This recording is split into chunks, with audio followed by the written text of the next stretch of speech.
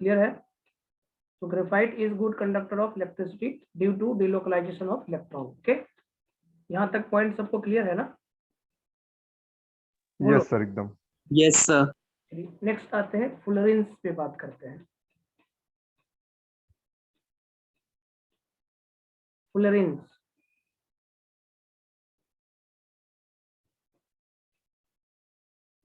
फुलरेंस पे बात करते हैं। ठीक है बेटा, तो फुलरेंस में क्या होगा कि जैसे मान लो, पहला तो पॉइंट ये लिख सकते हो आप, it is purest form of carbon. Florence में लिखिएगा it is purest form of carbon, purest form of carbon.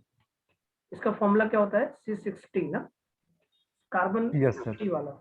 It is purest form of carbon. फिर पॉइंट लिखिएगा, इसको बल्क मिस्टर फ्लोरीन भी बोलते हैं ना, बल्क मिस्टर।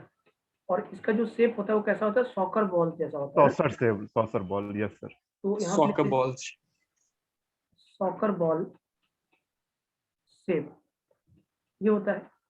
तीसरा पॉइंट आप लिखिएगा, इसमें दो तरह का रिंग होता है, एक 12 मेंबर रिंग और एक 5 मेंबर रिंग और एक होता है 6 मेंबर रिंग। तो इसमें जो 12 जो होता है, 12 5 मेंबर 6 होता है। हाँ, 12 5 मेंबर रिंग होता है। ये क्वेश्चन पूछा भी जाता है कि फ्लोरेंस में कितने 5 मेंबर होते हैं और कितने 6 मेंबर होते हैं। तो 26 मेंबर होते हैं। हाँ, 12 26 और 20 जो होता है वो 6 मेंबर रिंग होता है। 26 मेंबर रिंग होता है, 26 मेंबर रिंग होता है। तो ये तीसरा पॉइंट पे आ जाएगा। इसका चौथा पॉइंट जो होगा, क्योंकि दो तरह का रिंग है, 5 मेंबर और 6 मेंबर, इसमें दो तरह का बॉन्ड लेंथ होता है। कार्बन कार्बन जो बॉन्ड लेंथ होता है वो 2 types of carbon carbon bond length होता है। क्यों होता है? क्योंकि यहाँ पे दो रिंग है ना, तो 5 मेंबर और 6 मेंबर, इसमें एंगल स्ट्रेंथ अलग अलग होगा। जब एंगल स्ट्रेंथ अलग अलग होगा तो इसके कारण यहाँ पे क्या होगा, यहाँ पे दो तरह का बॉन्ड लेंथ होगा। तो 2 टाइप्स ऑफ बॉन्ड लेंथ होगा, 2 types of carbon carbon bond length होगा, 2 types of carbon carbon bond length होगा। क्यों होगा? Due to existence of 5 member ring and 6 member ring ना, तो 2 types of carbon carbon bond length होगा। Okay, इसके बाद अगला पॉइंट होगा हाइब्रिडाइजेशन। जो इसका फ्लोरेंस का होता है वो होता है sp2। हाइब्रिडाइजेशन क्या होगा? sp2 होता है। और इसमें भी वही सेम चीजें होता है। अगर इसका बॉन्ड ऑर्डर निकालोगे तो बॉन्ड ऑर्डर आएगा 4/3, मतलब एक पाई बॉन्ड और 3 सिग्मा बॉन्ड नहीं, और वो पाई बॉन्ड डिलोकलाइज। ओके, 1.33। हाँ, तो बॉन्ड ऑर्डर यहाँ पे भी 4/3 ही आता है। यहाँ पे भी बॉन्ड ऑर्डर कितना आता है? 4/3। और अगला पॉइंट जब आप लिखोगे तो बॉन्ड ऑर्डर तो इसका 4/3 होगा, sp2 होगा। और ये सबसे इंपॉर्टेंट पॉइंट होता है, ये एरोमेटिक हो जाता है, एरोमेटिक होता है। ये C60 जो होता है वो एरोमेटिक होता है, फ्लोरेंस जो होता है वो एरोमेटिक होता है। तो ये इतने पॉइंट्स हैं। ये प्योरेस्ट फॉर्म ऑफ कार्बन होता है। इसका जो दिखता है ये सॉकर बॉल शेप दिखता है। बहुत बार क्वेश्चन ये आया हुआ है कि कार्बन 60 फुटबॉल होता है या ऐसे से कुछ करके करके पूछा हुआ है। तो याद रखिएगा सॉकर बॉल होता है। क्या होता है? Soccer ball. इसमें 5 मेंबर रिंग कितना होता है? 12 और 6 मेंबर रिंग कितना होता है? 20। और कार्बन कार्बन के दो तरह के बॉन्ड लेंथ होते हैं। दो तरह का बॉन्ड लेंथ क्यों होता है? क्योंकि दो तरह का रिंग है ना, एक 5 मेंबर्ड है, एक 6 मेंबर, इसीलिए होता है।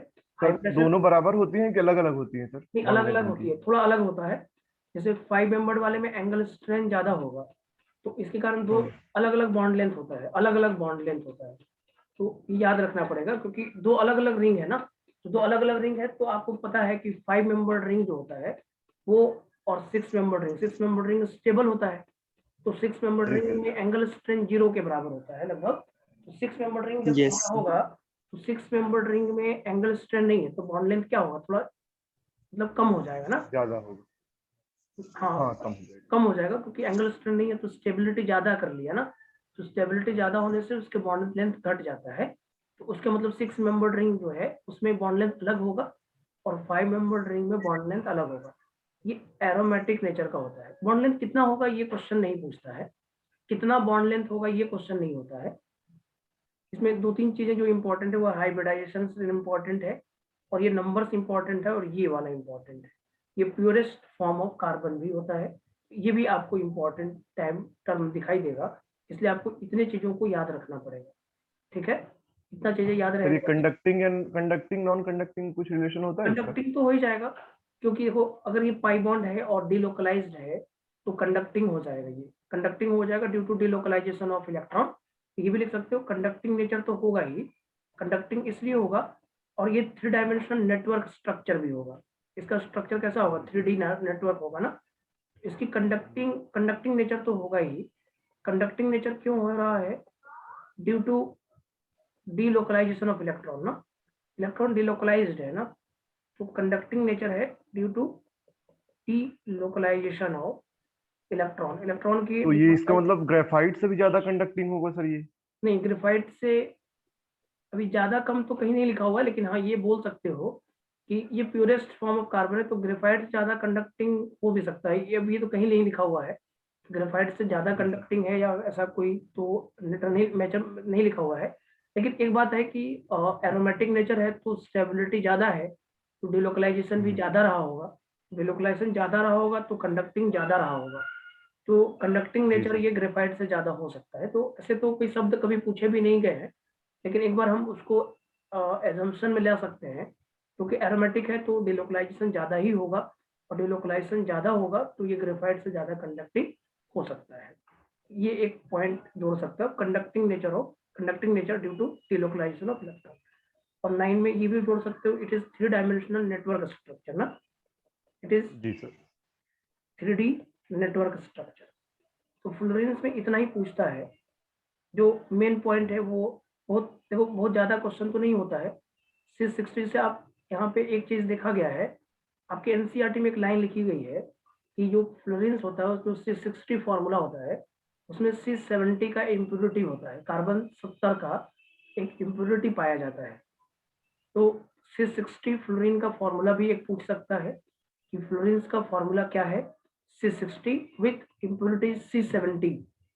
70 वाला एक इम्प्योरिटीज भी होता है इसमें, C70 वाला ना, तो बहुत कम ट्रेसेस मिलता है, वो ट्रेसेस बोलते हैं उसको, बहुत कम ट्रेस मिलता है, बहुत कम ट्रेसेस कार्बन 70 का भी मिलता है। जैसे 60 में ट्रेस किसका मिलता है, 70 का, तो ये भी आप लिख सकते हो 10 नंबर पॉइंट में, ये एनसीईआरटी में लिखा गया है। Traces of C70, traces of C70 is present, traces of C70 is present, ये एनसीईआरटी की लाइन है। कार्बन 70 का ट्रेस प्रेजेंट होता है, ट्रेसेस होता है, तो कभी पूछ दे सकता है एज इम्प्योरिटी, क्या, एज इम्प्योरिटी प्रेजेंट होता एज है। इम्प्योरिटी टाइप बहुत थोड़ा प्रेजेंट होता है, इसलिए इसको प्योरेस्ट फॉर्म बोलते हैं, बहुत थोड़ा सा प्रेजेंट होता है, ट्रेसेस मिलता है। जैसे कार्बन देखो, ये कार्बन का बड़ा सा चेन बनता है, 60 जो लिखा है ना, ये 60 से लेकर 220 तक का चेन बनता है, मतलब ये बहुत बड़ा नंबर है, 50 से लेकर 220 बोलते हैं इसे, 50 to 220 तक नंबर जाता है इसका, मतलब ये 60 नंबर फिक्स नहीं है, ये 50 से लेकर 220 तक का नंबर होता है, इतना ज्यादा बड़ा नंबर लिया जाता है। फ्लोरेंस का फॉर्मूला तो बोल देते हैं कार्बन 60 होता है, लेकिन ये बड़ा फॉर्मूला होता है, ये लॉन्ग चेन होता है कार्बन का, ठीक है ना, तो इसलिए अब यहाँ यस। पे कार्बन 70 का ट्रेसेस भी है तो वो प्रॉब्लम नहीं है, ये एनसीईआरटी की लाइन भी है, एक बार आप एनसीईआरटी में देख सकते हो, इतनी पॉइंट्स आपको ध्यान रखना पड़ेगा। सबसे बड़ा पॉइंट यस। है ये हाइब्रिडाइजेशन वाला, बहुत बार क्वेश्चन ये आता रहा है कि ग्रेफाइट, डायमंड और फ्लोरेंस का हाइब्रिडाइजेशन क्या क्या होगा, तो ग्रेफाइट भी sp2 होगा, डायमंड उसमें sp3 होगा, और फ्लोरेंस भी sp2 होगा। इसमें जैसे हम अगर डायमंड की बॉन्ड ऑर्डर की बात करें तो 1 होगा, लेकिन ग्रेफाइट का बॉन्ड ऑर्डर 4/3 था, फ्लोरीन का भी बॉन्ड ऑर्डर लगभग 4/3 ही होगा।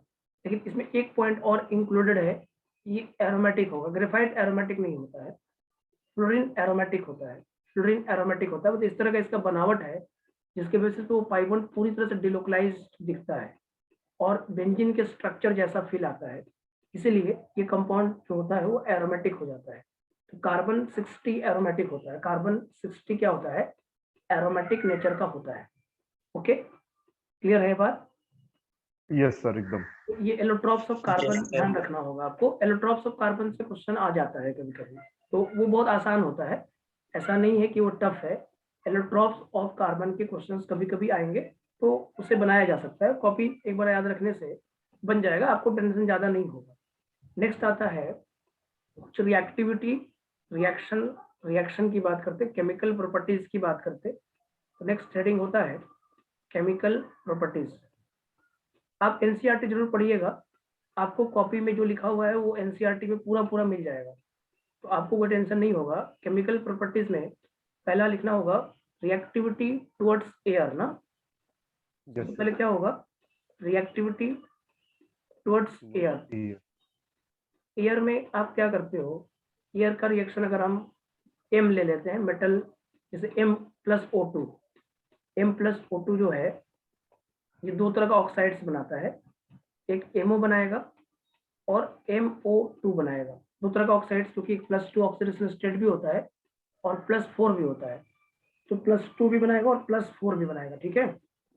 दो तरह का जी सर। ऑक्साइड्स बनेगा, एक MO और एक MO2 बनेगा। अब MO का मतलब हो गया तुम्हारा CO बन जाएगा, SiO बन जाएगा, GeO बन जाएगा, SnO बन जाएगा और PbO बन जाएगा। ये तो पता है।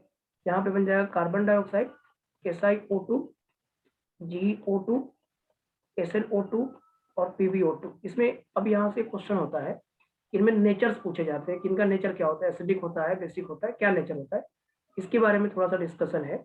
तो यहाँ पर CO जो है ना वो न्यूट्रल ऑक्साइड होता है। ये क्वेश्चन भी आता है एग्जाम में कि कौन सा ऑक्साइड हाँ न्यूट्रल होता है, तो CO न्यूट्रल होता है। ये एसिडिक बेसिक नहीं होता है, इसका ये एसिडिक नहीं होता, ये न्यूट्रल ऑक्साइड होता है। और जो CO2 होता है वो एसिडिक ऑक्साइड होता है। कार्बन के एक ही एसिड होता है H2CO3, CO2 एसिडिक होता है, CO2 एसिडिक ऑक्साइड होता है, ये याद रखना पड़ेगा।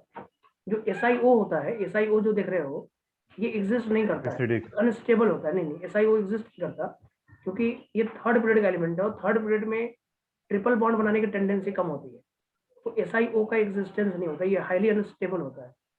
तो एनसीईआरटी में भी लिखा हुआ है SiO विल नॉट एग्जिस्ट।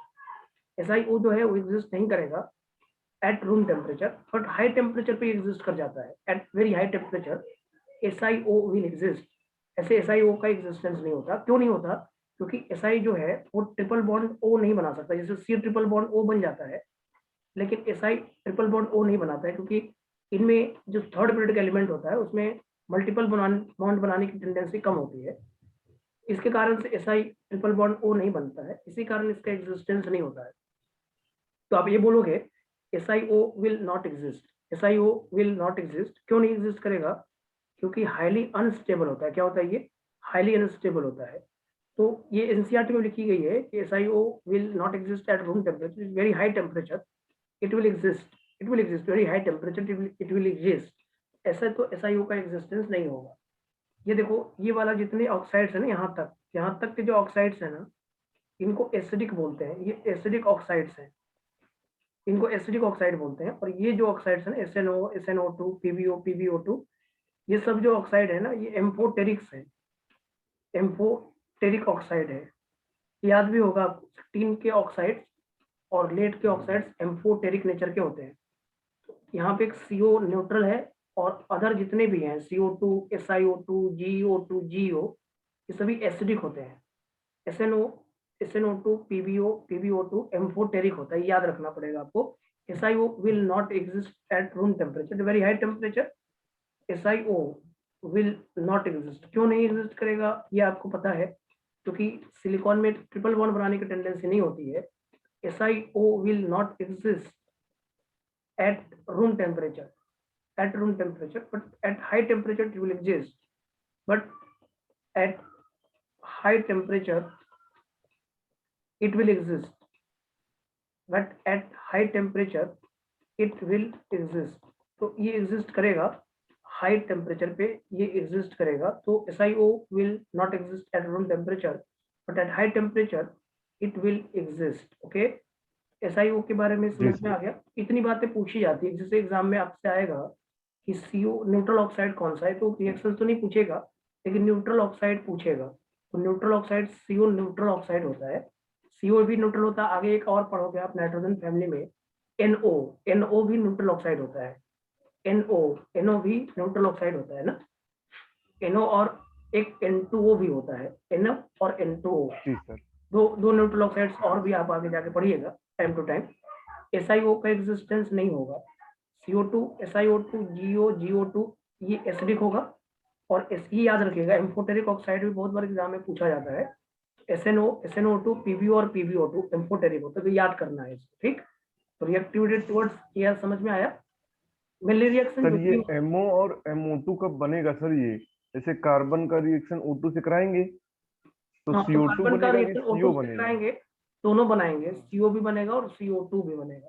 ज्यादा एग्जिस्टेंस किसका होगा? CO2 का होगा, क्योंकि आपने पढ़ा है इनर्ट पेयर इफेक्ट वाला कंसेप्ट लगाओगे, तो उसके बेसिस पे आप तो समझते ही हो कैसे कौन सा ज्यादा अमाउंट बनेगा। लेकिन आपसे ये क्वेश्चन क्यों पूछेगा कि M+O2 रिएक्ट करेगा तो CO भी बनेगा और CO2 भी बनेगा, दोनों बोलना सर पड़ेगा। एक क्वेश्चन है सर, ये जो SN और PB होते हैं सर, ये तो मेटालिक होते हैं ना सर, तो भी इनका लेकिन जो ऐसा कहाँ लिखा हुआ ऑक्साइड है? है सर बेसिक क्यों नहीं हो रहा है? देखो ऐसा लिखा नहीं गया है कि ऑल मेटालिक ऑक्साइड्स और metals oxides are basic basic nature, ऐसा नहीं लिखा हुआ है, जनरल शब्द लिखा हुआ है। और जनरल का बेसिक यस बहुत होता है, जैसे BeO भी तो एम्फोटेरिक होता है, BE भी तो हाँ मेटल ही है, बेरिलियम क्या है? मेटल ही तो है, लेकिन बेरिलियम के यस सर ऑक्साइड्स एम्फोटेरिक होते हैं। तो ये नहीं बोला जाता है कि जो मेटलवाइड्स होते हैं वही एम्फोटेरिक होते हैं।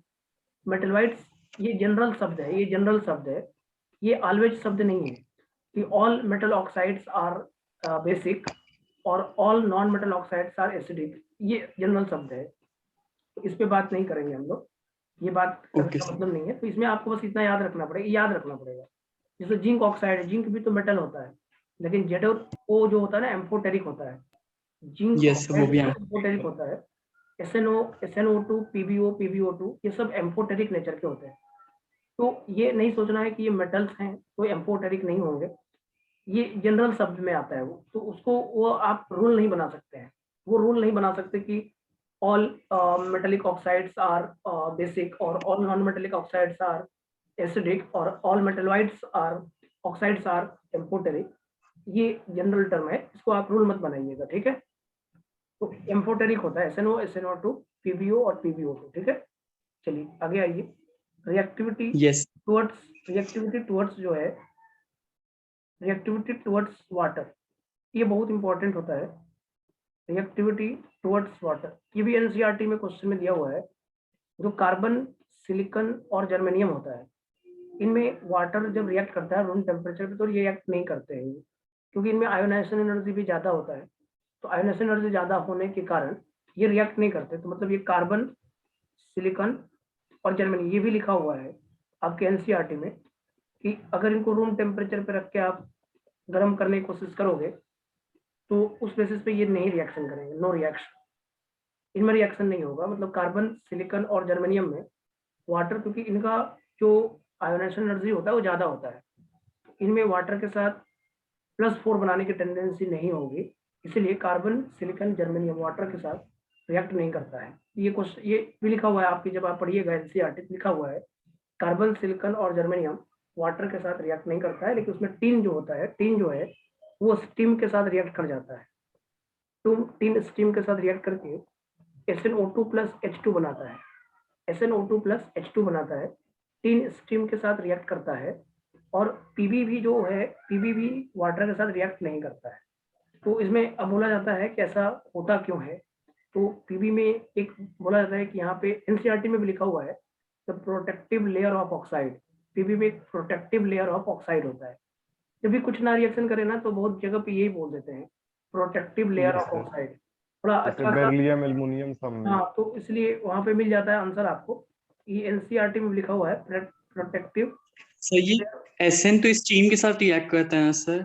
SN वाटर से तो नहीं करता ये भी? SN तो स्टीम के साथ करता है, तो सर स्टीम का तो सर टेम्परेचर हाई होता है, तो बाकी सबको भी तो टेम्परेचर हाई देंगे तो वो लोग रिएक्ट नहीं कर स्टीम का जाएंगे? मतलब देखो एक समझने वाली बात है। स्टीम तो आप सही बोल रहे हो, लेकिन रूम टेम्परेचर पे भी पानी, जो रूम टेम्परेचर होता है उसमें पानी ठंडा तो नहीं होता है, ठंडा पानी होता है क्या वो? नहीं सर, ठंडा नहीं होता नहीं, है। बहुत स्टीम तो नहीं होगा मानता हूँ मैं, लेकिन ये बहुत हाई टेम्परेचर पर रिएक्ट करते हैं, बहुत हाई टेम्परेचर पे। ये तब भी स्टीम के साथ रिएक्ट कर जा रहा है, मतलब वो बहुत हाई टेम्परेचर नहीं हुआ, वो लो टेम्परेचर ही हुआ। बहुत ज्यादा जाएगा तो 100 degree Celsius, room temperature 25 degree Celsius को बोलते हैं। तो 25 डिग्री सेल्सियस पे भी पानी ठंडा तो नहीं होता है, कोल्ड वाटर तो नहीं है ये भी, नॉर्मल कोल्ड होता वाटर है नहीं। वो। तो स्टीम थोड़ा सा आप हाई टेम्परेचर ले रहे हो, ये इतना नॉर्मल टेम्परेचर है, स्टीम तक नॉर्मल टेम्परेचर मानते हैं हम लोग, स्टीम तक हम नॉर्मल टेम्परेचर मानते हैं। तो आप 40-50 डिग्री पे पानी गर्म हो जाता है लगभग, 40-50 डिग्री हाँ पानी तो गर्म हो ही जाता है ना। हाँ वो वेपर बनाए बॉइल्ड हो वो अलग मैटर है, बॉइल्ड की मैं बात नहीं कर रहा हूँ। आप जैसे आप खुद देखिएगा, जब आप जैसे बात करते नहाते हो तो नहाने में देखते हो गर्मी के दिनों में गर्म पानी निकलता है, तो कहीं ना कहीं वो हाँ ही सर। जा रहा है, एक तरह से गर्म पानी हॉट वाटर हो ही जा रहा है वो। तो hot water sir 35 degree Celsius में ही गर्म हो जाता है वो। कोई हॉट वाटर तक आपका स्टीम रिएक्ट कर जा रहा है, स्टीम नहीं वाटर भी लिखा रहेगा ना, तब भी आप एसएन का रिएक्शन करवा सकते हो, मतलब स्टीम की जरूरत नहीं है। तो बहुत जगह पर स्टीम लिखा होता है, मैंने स्टीम लिख दिया है, लेकिन अगर आप प्लस वाटर भी लिखा होगा तो आप SnO2 प्लस H2 बना सकते हो, नो प्रॉब्लम। बट आप carbon okay sir. Silicon germanium में वाटर लिखा होगा तो आप नहीं बना सकते, या पीबी और वाटर लिखा है तो आप नहीं बना सकते, ये मतलब है इसका, ठीक है, यस सर। क्लियर ना।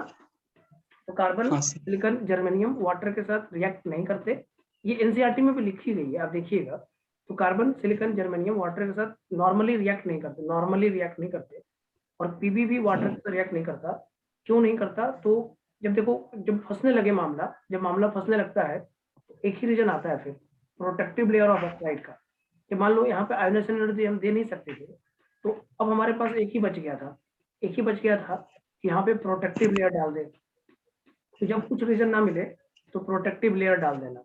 जब आपको एकदम अनवांटेड सा लगने लगे, अब नहीं हो सकता है, अब नहीं हो सकता है, इसमें और कोई रीजन नहीं मिल रहा है, उसमें प्रोटेक्टिव लेयर डाल देना, ये अच्छा रीजन मिल जाता है अपने। तो रिएक्टिविटी टुवर्ड्स वाटर में आपको ये तीन ये पॉइंट याद रखने होंगे कि कार्बन सिलिकॉन जर्मेनियम वाटर के साथ रूम टेम्परेचर पे रिएक्ट नहीं करेगा, तीन कर जाएगा, और पीबी भी नहीं करेगा। पीबी नहीं करने का कारण क्या है? Protective layer of oxide. तो ये आपको ध्यान रखना है यहाँ तक, रिएक्टिविटी टुवर्ड्स वाटर। उसके बाद अगला आता है रिएक्टिविटी टुवर्ड्स हैलोजन। ओके, एक बार एनसीईआरटी पढ़िएगा तो आपको पूरा लाइन मिल जाएगा, आपको यहाँ पे जो लिखवाया जा रहा है ना वो एनसीईआरटी में पूरा मिलेगा, आपको आपको दिक्कत होगा नहीं। रिएक्टिविटी टुवर्ड्स हैलोजन, ये तो आप जानते हो। अगर मैं M+X2 करूंगा, M+X2 करूंगा तो दो यहाँ पे भी हैलाइड्स बनेगा, MX2 प्लस MX4, नहीं MX2 प्लस MX4 है या नहीं, बोलो। MX2 और MX4 बनेगा, यस सर। यस। ये तो किसी को दिक्कत नहीं होगा। MX2 बनेगा, MX4 बनेगा। तो आपको पता है कि जो CX4 है, SiX4 है, GX4 है और SnX4 है, ये इसमें MX4 स्टेबल होगा, क्योंकि पीबी वाले में X4 है और PbX2 है, तो ज्यादा स्टेबल कौन होगा? PbX2। यस, तो MX2 स्टेबल होगा। इन केस में आप MX4 को स्टेबल मान सकते हो, MX4 इज स्टेबल, तीन तक आप MX4 को स्टेबल मान सकते हो, लेकिन इस केस में MX2 इज स्टेबल। क्यों? क्योंकि इनर्ट पेयर इफेक्ट लगेगा ना, इनर्ट पेयर इफेक्ट लगेगा कि नहीं लगेगा बताओ। तो जी पीबी वाले सर। में PbX2 स्टेबल होगा, और कार्बन सिलिकॉन जर्मेनियम और टिन में MX4 स्टेबल होगा। MX4 स्टेबल ले सकते हो आप, MX4, लेकिन पीबी वाले में कौन सा स्टेबल होगा? MX2। ओके, अब जैसे मान लो यहाँ जी से सर। क्वेश्चन पूछा जाता है, यहाँ से क्वेश्चन आया भी है एग्जाम यस में, सर। लेकिन सर बनेगा तो सारा ही ना। हाँ बनेगा, सारा सारा बनेगा, MX2 MX4 दोनों बनेगा, लेकिन अगर PbX2 और PbX4 दिया जाए तो PbX2 ज्यादा स्टेबल होता है, ठीक है ना। तो यहाँ पे लिखा हो decreasing order of stability of halide, decreasing order of stability of halide. Okay, decreasing order of yes. Stability of halide, जैसे मान लो आपको कह रहा है SiX2, SiX2 लिखा हुआ है, GX2 लिखा हुआ है, SnX2 लिखा हुआ है, PbX2 लिखा हुआ है। तो बताओ इसमें स्टेबिलिटी का ऑर्डर क्या होगा? सबसे ज्यादा PbX2, फिर SnX2, फिर हाँ, GE, प्लस फिर टू वाला यस सर। जो PbX2 स्टेबिलिटी फिर है SnX2 वो टॉप से बॉटम की तरफ बढ़ेगा ना। तो यस। ये बात आपको पता है, जो +2 वाला हमने पिछले क्लास में बता रखा था कि +2 की स्टेबिलिटी टॉप टू बॉटम बढ़ेगा, यहाँ पे आंसर नीचे आएगा जाने PbX2, फिर होगा SnX2, फिर होगा GX2 और लास्ट में क्या होगा SiX2 होगा। तो PbX2, SnX2, GX2 and SiX2। Okay, तो स्टेबिलिटी Yes, का sir. ऑर्डर होगा PbX2, SnX2, GX2, SiX2। ये तो पहला पार्ट हो गया अपना, समझ में आया बात?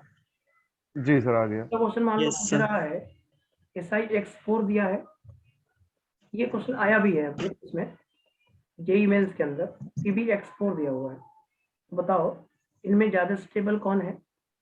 SiX4 फिर प्लस 4 GX4 वाला फिर ऊपर की तरफ स्टेबल होता है, यस सर। +4 वाला ऊपर की तरफ स्टेबल होता है और +2 वाला नीचे की तरफ स्टेबल होता है। तो यहाँ पे होगा SiX4, GX4, फिर आएगा SnX4 और लास्ट में क्या होगा PbX4।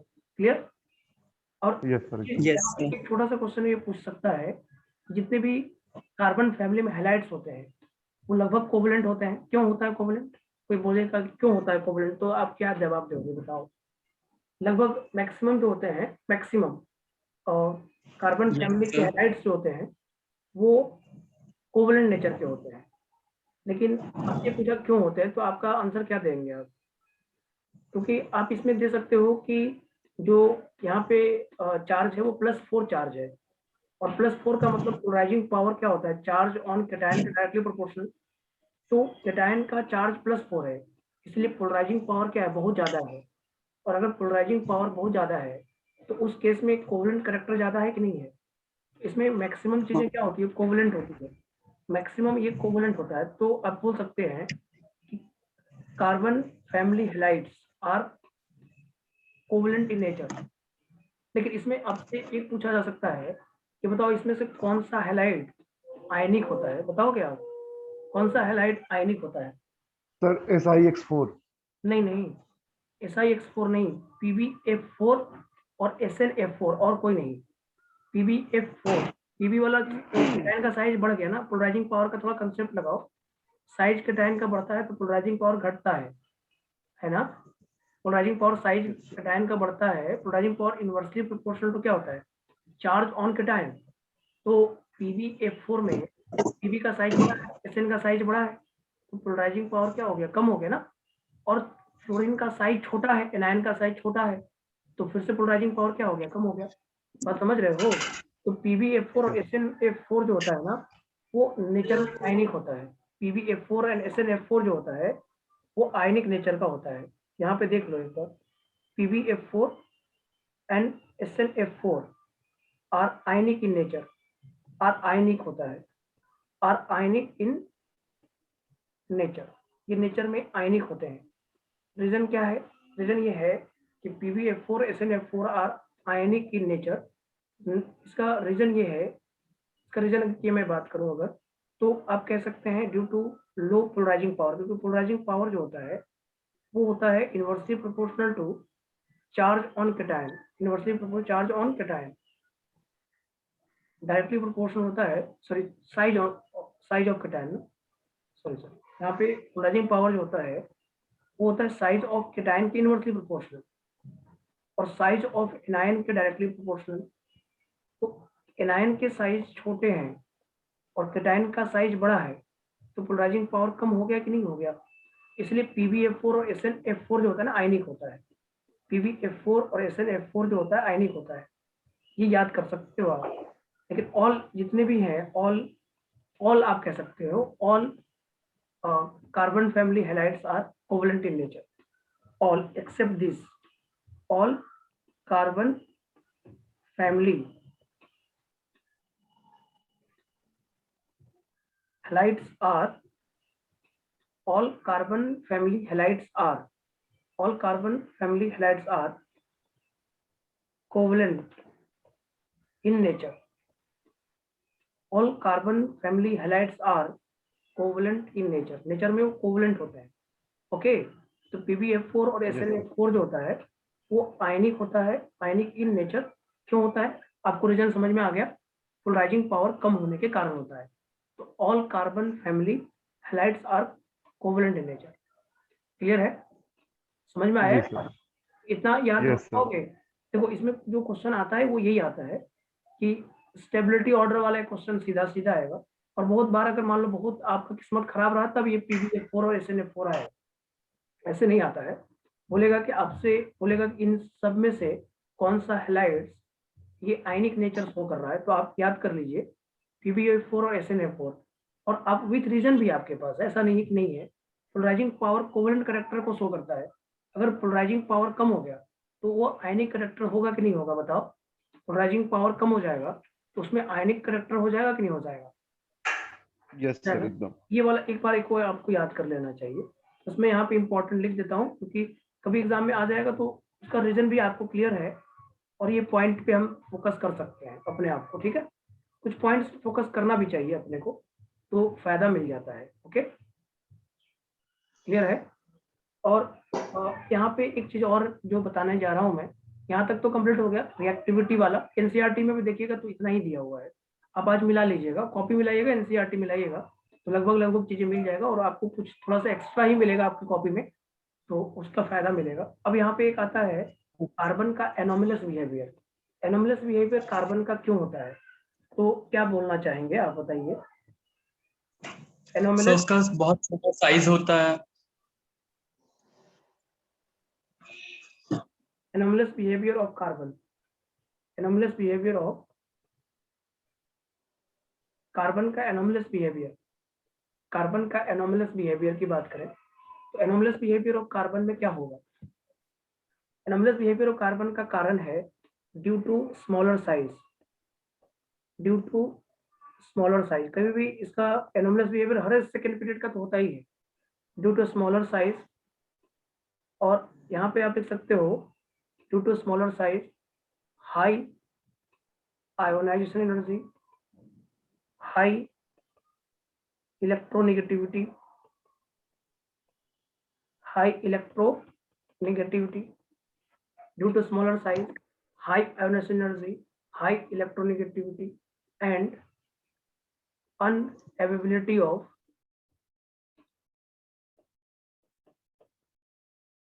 सबसे बड़ा रीजन तो यही होता है डी ऑर्बिटल। हाँ, unavailability of d orbital. D orbital नहीं होता है इसीलिए हाई कैटिनेशन पावर के वजह से भी तो। और हाँ, हाई बॉन्ड एनर्जी भी होगा। कैटिनेशन प्रॉपर्टीज में तो है ही इसका high catenation properties due to high bond energy ना, तो due to smaller size, high ionisation energy, high electronegativity and unavailability of d orbital. इनमें ये तो बड़ा रीजन है ही और साथ में इसकी कैटिनेशन प्रॉपर्टी भी ज्यादा होती है। तो कैटिनेशन प्रॉपर्टी अगर यहाँ पे जोड़ दें, ये भी एनसीईआरटी में लिखी गई है कैटिनेशन प्रॉपर्टी, आप आज देखिएगा तो ये एनोमलस बिहेवियर के साथ लिखा हुआ है कि एनोमलस बिहेवियर का एक कारण कैटिनेशन भी होता है, क्योंकि बॉन्ड एनर्जी जो होता है कार्बन कार्बन का सबसे ज्यादा होता है। फिर सिलिकन सिलिकन का ये बॉन्ड एनर्जी का ऑर्डर भी है। बॉन्ड एनर्जी जिसका ज्यादा होगा उसमें कैटिनेशन प्रॉपर्टी ज्यादा होगा। कैटिनेशन का मतलब होता है सेल्फ लिंकिंग एबिलिटी, जो खुद से खुद में जुड़ सके उसको बोलते हैं कैटिनेशन। तो carbon carbon, silicon silicon, germanium germanium और टीन टीन ऐसे आता है ना, टीन टीन, तो germanium germanium, tin tin, lead lead ऐसे। तो कैटिनेशन प्रॉपर्टीज कार्बन कार्बन का हाई होता है due to high bond energy ना, तो high catenation property, high catenation property of carbon, high catenation, catenation का मतलब होता है सेल्फ लिंकिंग एबिलिटी, लिख लेना इसको, सेल्फ लिंकिंग एबिलिटी, खुद में खुद का जुड़ना, self linking ability, high catenation of carbon due to high bond energy, क्योंकि बॉन्ड एनर्जी बहुत ज्यादा होता है, लगभग 347 किलो जूल पर मोल का होता है, लगभग 347 किलो जूल पर मोल का बॉन्ड एनर्जी होता है। तो एक बार आप इसको देख लीजिए, कैटिनेशन प्रॉपर्टी के कारण ऐसा होता है। एनोमलस बिहेवियर होने के कारण एक कैटिनेशन प्रॉपर्टी को भी दे सकते हो, एनोमलस बिहेवियर होने के कारण एक कैटिनेशन प्रॉपर्टी को भी आप दे सकते हो।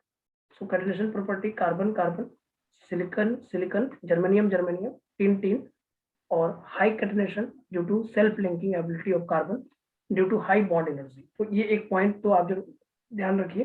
लेकिन किसी का एनोमलस बिहेवियर होने का कारण सबसे बड़ा क्या है, एक तो डी ऑर्बिटल नहीं होता है, दूसरी बात और से स्मॉल साइज। आयनेशन एनर्जी ज्यादा है, स्मॉलर साइज है, इलेक्ट्रोनेगेटिविटी ज्यादा है, तो ये सब के कारण अलग तो दिख ही रहा है ना।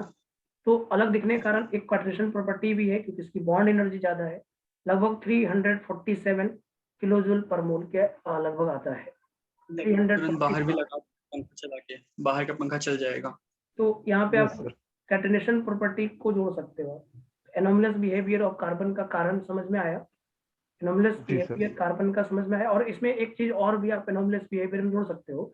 जैसे आपको पता है कि कार्बन में मल्टीपल बॉन्ड बनाने की टेंडेंसी ज्यादा होती है, और एमंग ऑल अदर एलिमेंट्स, और अलग मतलब पूरे फैमिली में सबसे ज्यादा मल्टीपल बॉन्ड बनाने की टेंडेंसी किसमें है? कार्बन में ही है। तो यहाँ पे भी लिख सकते हो आप, ये भी पॉइंट लिख सकते हो आप। Yes sir. Multiple bond tendency of carbon is maximum, ये भी बोल सकते हो आप। मतलब multiple ability of multiple bond tendency of carbon is more, ऐसे लिख सकते हैं, ability of multiple bond tendency, multiple bond tendency of carbon is more than other से मल्टीपल बॉन्ड बनाने की टेंडेंसी, कार्बन की मल्टीपल बॉन्ड बनाने की जो एबिलिटी है वो अदर से ज्यादा है। अदर से क्या है? ज्यादा है। ये भी एक पॉइंट हम इंक्लूड कर सकते हैं वहाँ पे, क्योंकि जो मल्टीपल बॉन्ड बनाने की टेंडेंसी होती है, जैसे कार्बन डाइऑक्साइड तुम्हारा जो बनता है वो C डबल बॉन्ड O बनता है, लेकिन SiO2 में मल्टीपल बॉन्ड नहीं बनता है। SiO2 में क्या होता है, क्योंकि साइज बड़े हो जाते हैं ना, तो उनमें मल्टीपल बॉन्ड बनाने की टेंडेंसी घट जाती है। साइज बड़े हो जाते हैं तो उनके मल्टीपल वो जल्दी जुड़ नहीं पाते, वैसे वो मतलब वो लेटरल ओवरलैपिंग कर नहीं पाते हैं, साइज बड़े हो जाते हैं, और लोन पेयर एक दूसरे से बहुत दूर दूर चला जाता है, तो इसके कारण वो लेटरल ओवरलैपिंग नहीं कर पाते हैं। तो साइज बड़ा होने के कारण थर्ड पीरियड के एलिमेंट, फोर्थ पीरियड के एलिमेंट, फिफ्थ पीरियड के एलिमेंट, इसमें मल्टीपल बॉन्ड बनाने की टेंडेंसी घट जाता है। मल्टीपल बॉन्ड बनाने की टेंडेंसी क्या होता है? कम हो जाता है। इसलिए बोल रहे हैं ability of multiple bond tendency of carbon is more than other. Okay, ये भी एक पॉइंट एनोमलस बिहेवियर में आप जोड़ सकते हो। यहाँ तक के पॉइंट्स क्लियर हो रहे हैं क्या? Yes sir. एनोमलस बिहेवियर तक का एक बार देख लीजिएगा, एनसीईआरटी पढ़ लीजिएगा, और उसमें एनसीईआरटी में एक काम और करिएगा, उसमें कार्बन के यूजेस दिया होगा, तो उसको भी एक बार रीड कर लीजिएगा। अब और कोई जरूरत नहीं है, ऐसे पूछना नहीं चाहिए, लेकिन यूजेज ऑफ कार्बन भी एक बार रीड कर लीजिएगा, ठीक है? वो एनसीईआरटी कर लीजिएगा, मैं नहीं लिखवाऊंगा उसको।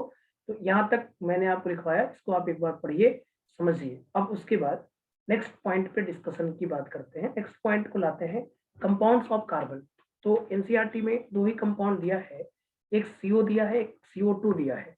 तो मैं भी दो ही कंपाउंड यस के बारे में आपसे बात करूंगा, एक CO की और एक CO2 की। ऐसे तो और भी हो सकते हैं बेटा, लेकिन अब कितना बात करोगे आप? बहुत ज्यादा बात करके कोई फायदा नहीं है, तो उतने बात करेंगे जितना एनसीईआरटी में गिवन है। तो दो कंपाउंड्स ऑफ कार्बन की बात करेंगे, एक होगा CO और एक होगा CO2।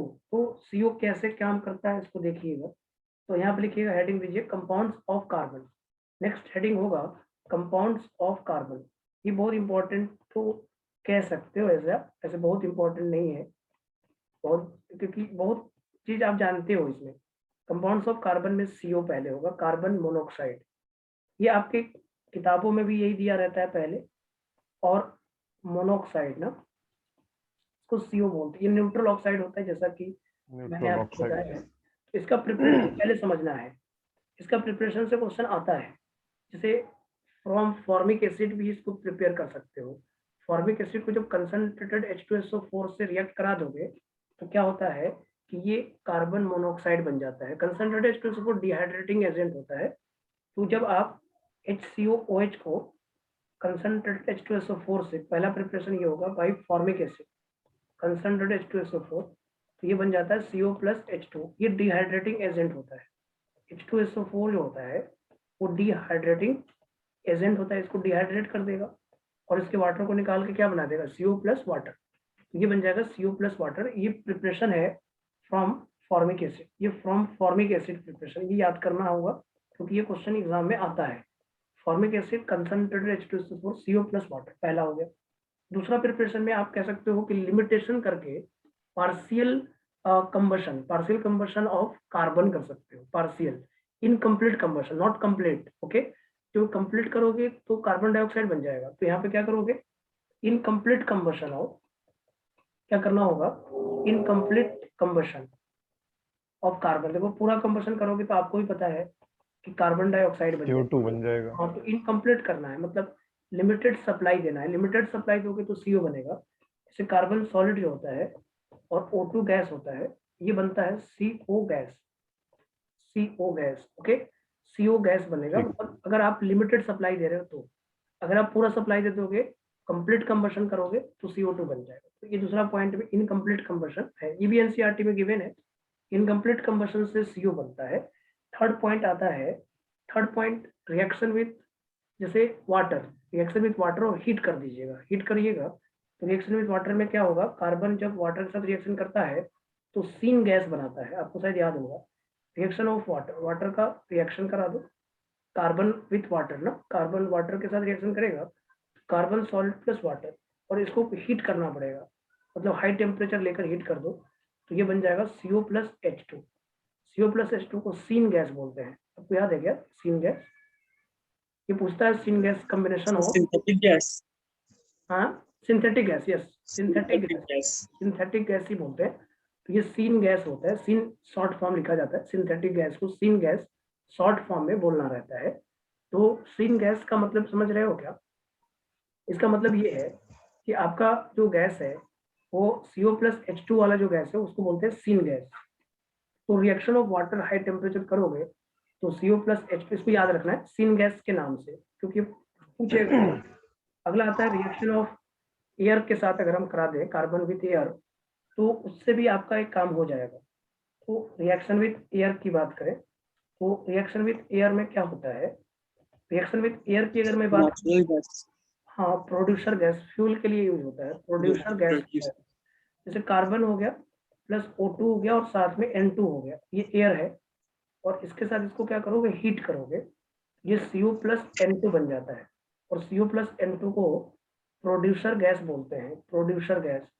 प्रोड्यूसर गैस का मतलब होता है फ्यूल के लिए आप इसको यूज कर सकते हो, नहीं फ्यूल के लिए यूज कर सकते हो, इसको फ्यूल गैस भी बोल सकते हो, प्रोड्यूसर गैस को फ्यूल भी बोल सकते हो, फ्यूल। CO प्लस N2 बनता है, इसको प्रोड्यूसर गैस को। तो पूछता है कि प्रोड्यूसर गैस किसका होता है, क्या होता है, तो CO प्लस N2 को बोलते हैं, और scene gas CO plus H2 को बोलते हैं। तो ये ध्यान रखने वाली बात तो है, ये आपको जरूर ध्यान रखना चाहिए कि CO प्लस N2 को प्रोड्यूसर गैस और CO प्लस H2 को जो बोलते, हाँ CO प्लस H2 को सीन गैस बोलते हैं, इसको लिख लो पहले आप। और एक फॉर्मूला ये याद रखना, ये आपको मॉड्यूल में मिलेगा क्वेश्चन, कि फॉर्मिक एसिड कंसंट्रेटेड H2SO4 लेते हैं तो क्या बनता है, तो आपको याद करना है CO प्लस वाटर बनता है, क्या बनता है, CO plus water. Concentrated H2SO4 dehydrating agent होता है, तो बनता क्या है, CO plus water. Okay, CO plus water बनेगा, इसको लिख लीजिए आप पहले। कार्बन मोनोऑक्साइड प्रिपरेशन, तो ये 4 प्रिपरेशन देख लो आप एक बार, प्रिपरेशन वाला इंपॉर्टेंट होता है। अब इसके बाद जो CO बनता है, इस CO को हम as a reducing agent use कर लेते हैं। रिड्यूसिंग एजेंट क्यों यूज कर लेते हैं कि देखो CO बहुत स्टेबल नहीं है, CO से ज्यादा स्टेबल क्या है, CO2 स्टेबल है ना, इसलिए CO को यस सर। यूज करेंगे रिड्यूसिंग एजेंट में। तो बहुत सारे मेटलर्जी में जब आयरन का एक्सट्रैक्शन होता है ना तो उसमें CO यूज होता है, CO as a reducing agent use होता है, मतलब मेटलर्जी में आपको CO को यूज किया जाता है। ठीक है, तो CO एक बहुत अच्छा रिड्यूसिंग एजेंट होता है। क्यों अच्छा रिड्यूसिंग एजेंट होता है, क्योंकि इसमें टेंडेंसी कार्बन डाइऑक्साइड बनने की होती है, तो इसलिए ये CO जो होता है वो एक्ट करता है एज अ रिड्यूसिंग एजेंट। तो बहुत सारे मेटलर्जी में हम CO को as a reducing agent use करते हैं। मेटलर्जी के टॉपिक में ऑन द ऐसे extraction of iron from the hematite ore, उसमें रिड्यूसिंग एजेंट CO होता है, उसमें रिड्यूसिंग एजेंट कौन होता है, CO होता है। बात समझ में आ रहा है क्या? इतनी बातें प्रिपरेशन वाली बातें समझ में आ गई? जी सर। Yes sir. ये न्यूट्रल ऑक्साइड होता है, ये पहले ही बोल चुका हूं मैं। ये गैस कलरलेस गैस होता है, कलरलेस गैस होता है, और न्यूट्रल ऑक्साइड होता है, ये पहले ही हम बोल चुके हैं आपसे, तो टेंशन की बात तो कहीं है ही नहीं। अब पॉइंट पे और डिस्कस करते हैं और पॉइंट को लेकर चलते हैं, जैसे कि कुछ बातें और क्लियर हो जाए। तो मैं बोल रहा था it act as a reducing agent, it act as a reducing agent. ये एक्ट किसकी तरह करेगा, it act as a reducing agent, ये एक रिड्यूसिंग एजेंट की तरह एक्ट करता है, it act as a reducing agent. और in the metallurgy topic CO is a reducing agent. In metallurgy topic, the extraction of iron. तो आप यहाँ लिख भी सकते हो in metallurgy CO is used as a reducing agent.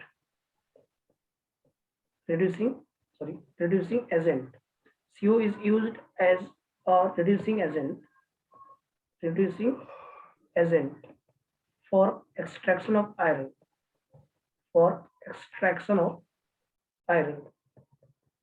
from hematite ore.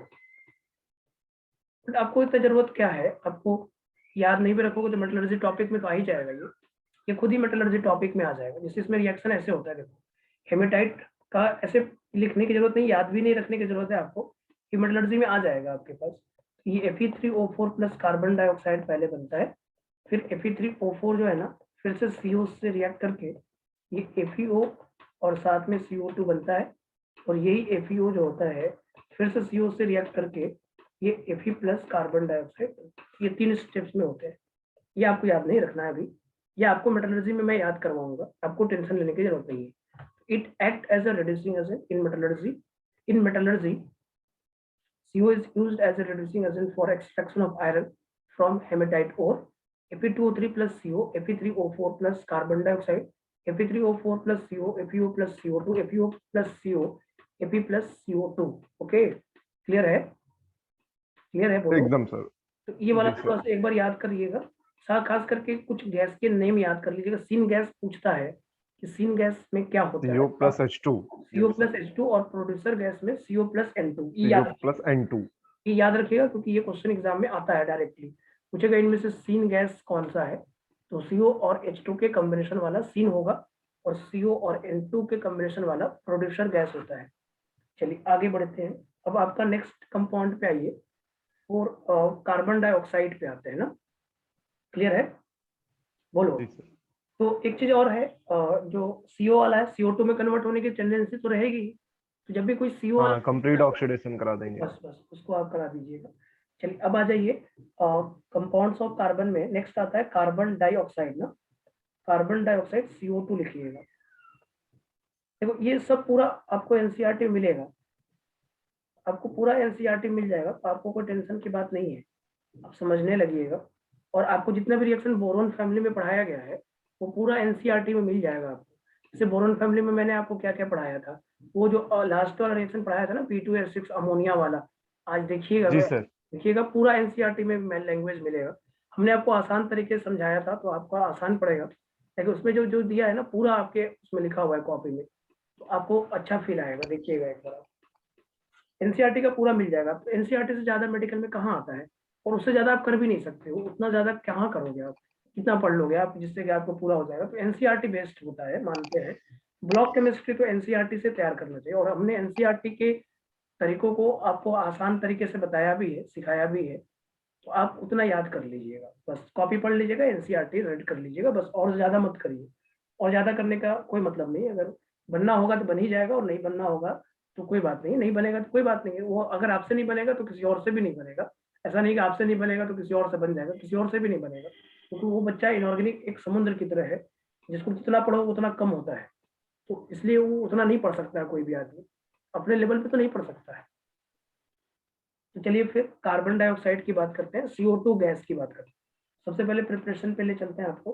Preparation में तो सबसे पहला आप ये बोल सकते हो कि complete combustion of carbon, complete combustion of carbon ये बोल सकते हैं, complete combustion of carbon, carbon का कंप्लीट कंबशन करा दो तो कार्बन डाइऑक्साइड बन जाएगा। कंप्लीट कंबशन ऑफ कार्बन से कार्बन डाइऑक्साइड बन जाएगा, इससे कार्बन प्लस O2, कार्बन और O2 रिएक्ट करके क्या बनाएगा, कार्बन डाइऑक्साइड, ये बन जाएगा CO2 पहले, ये तो ठीक है। दूसरा आ जाएगा, आप अगर लाइमस्टोन से भी कर सकते हो, limestone calcium carbonate with dilute HCl, dilute HCl लेकर भी आप करा सकते हो। तो लाइमस्टोन